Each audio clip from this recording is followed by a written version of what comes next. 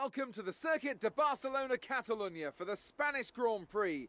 Over the next few minutes, the teams will be heading out onto this classic Formula One track for what we're expecting to be a very hectic practice session.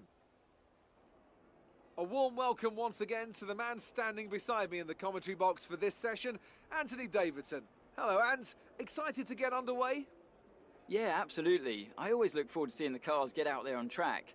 They probably won't be on the limit immediately, of course. We know that one or two of the teams are looking to do some work on new aerodynamic packages, so that always takes some time to get into. But it'll be really interesting to see later on in the session what kind of performance gains are there to be found. I had this perfect dream. This dream was me and you. I want all the world to see. Miracle sensation, my guide and inspiration. All my dream is slowly coming true.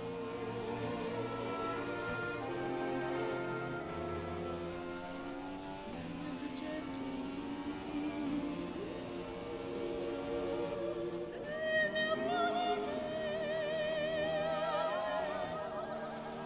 bells are